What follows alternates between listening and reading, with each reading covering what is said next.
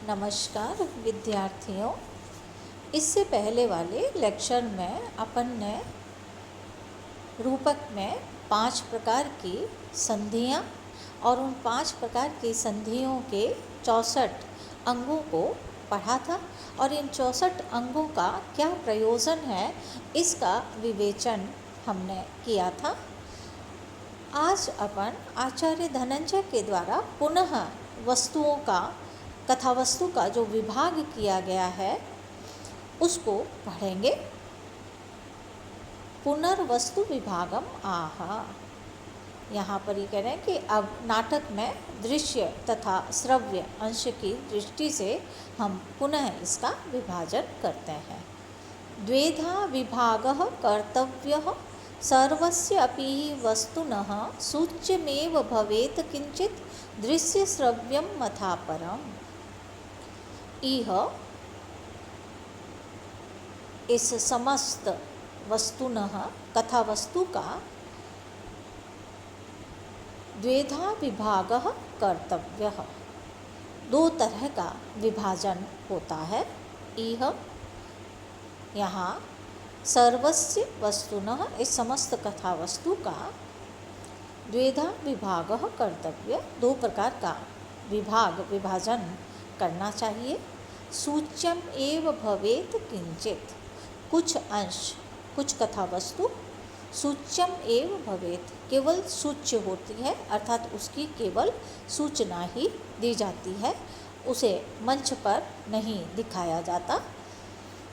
दृश्य श्रव्यम अथ अपरम और दूसरा अंश, दूसरा जो कथांश होता है वो दृश्य और श्रव्य दोनों होते हैं, अर्थात उन्हें मंच पर दिखाया भी जाता है और सुने भी जाते हैं। कीदृक् सूच्यम कीदृक्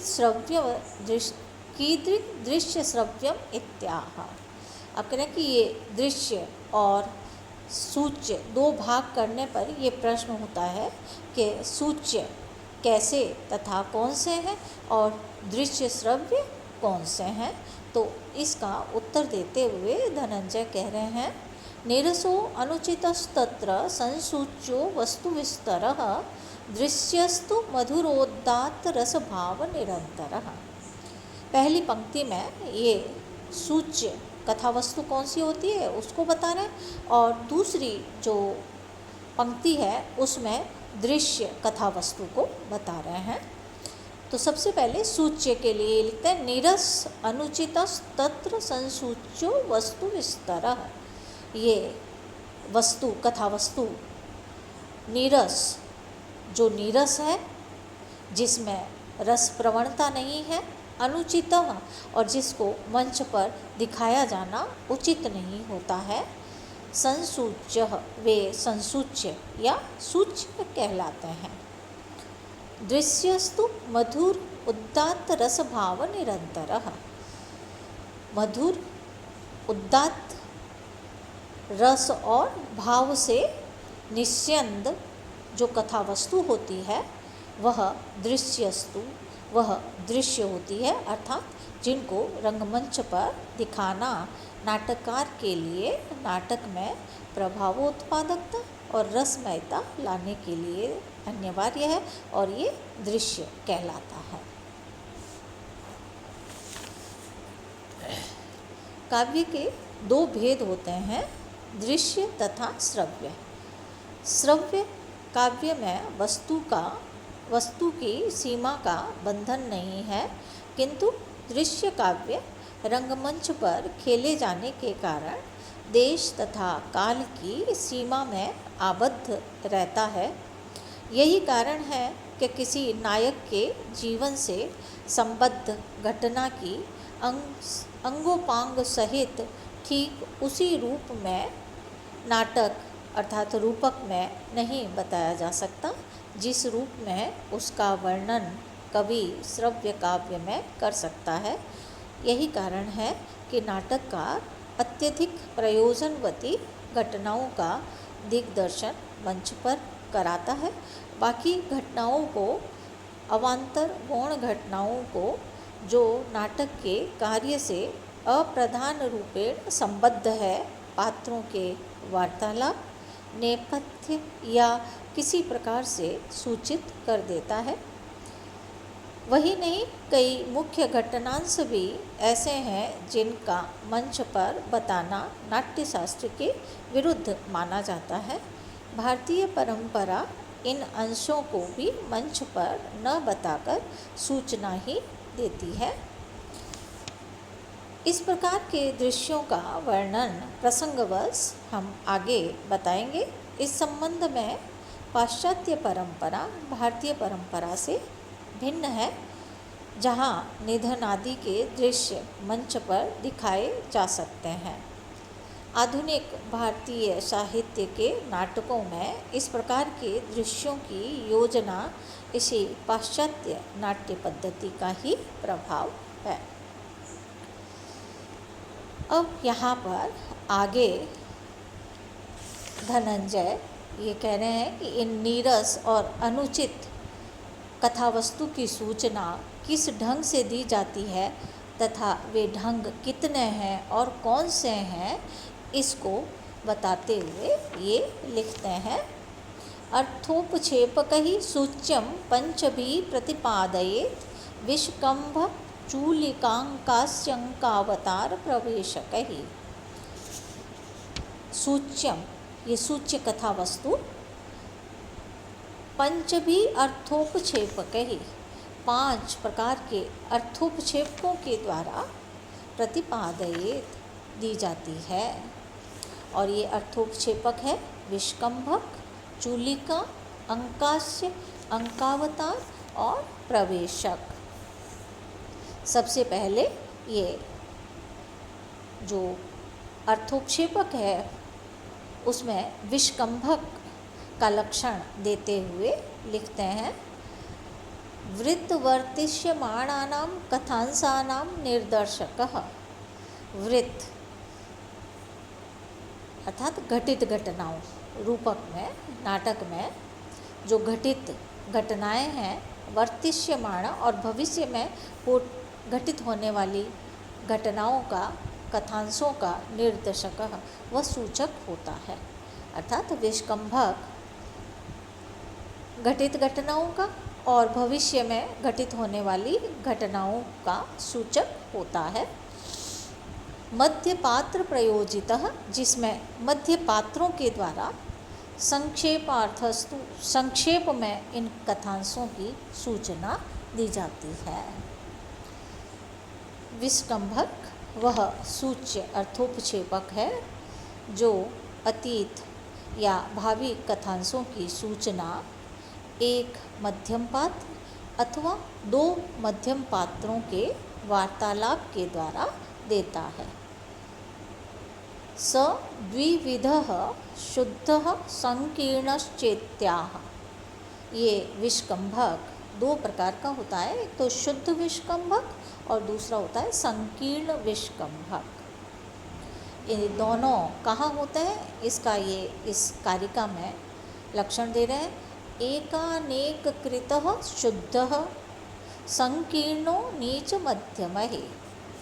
एक अनेककृत, एक अथवा अधिक, अधिक अर्थात 2 मध्यम श्रेणी के पात्रों वाला जो विष्कम्भक है वो शुद्ध कहलाता है। अर्थात शुद्ध विष्कम्भक वहाँ होता है जहाँ पर मध्यम श्रेणी के पात्र होते हैं।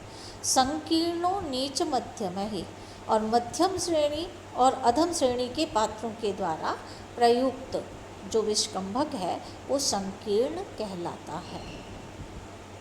तो ये पहला अर्थोपक्षेपक था विष्कम्भक, जिसका लक्षण धनंजय ने दिया। अब अपन दूसरे विष्कम्भक प्रवेशक को पढ़ रहे हैं। इसका लक्षण धनंजय ने इस प्रकार दिया है। तद्वद्देवानुदानोक्तया नीचपात्र प्रयोजितः प्रवेशो अंकद्वयस्यान्तः शेषार्थस्य उपसूचकः। तद्वत् प्रवेशक भी कैसा होता है, तद्वत् उसी के समान। किसके समान, विष्कम्भक के समान। तद्वत् उसी के समान वो अतीत और भावी कथांशों का सूचक होता है। अनुदातोक्तया और उसमें प्रयुक्त उक्ति उदात्त नहीं होती है। इसकी भाषा सदा प्राकृत होगी तथा यह प्राकृत भी शिष्ट प्राकृत न होकर मागधी, शकारी आदि अशिष्ट प्राकृत होगी। नीच पात्र प्रयोजिता, इसमें नीच पात्रों का प्रयोग होता है।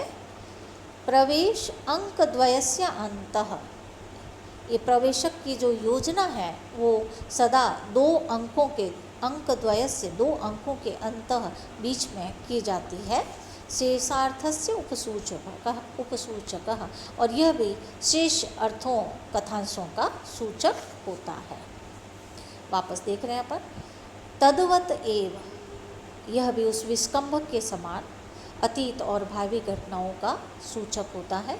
अनुदात्तोक्तया, इसमें प्रयुक्त उक्ति उदात्त नहीं होती है, अर्थात इसकी भाषा सदा प्राकृत होगी लेकिन वह शिष्ट प्राकृत न होकर मागधी, शकारी आदि अशिष्ट प्राकृत होगी।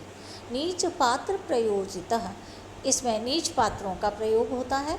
प्रवेश अंक द्वयस्य अंतः, और ये हमेशा अंक द्वयस्य अंतः 2 अंकों के बीच में ही प्रवेशक की योजना की जाती है।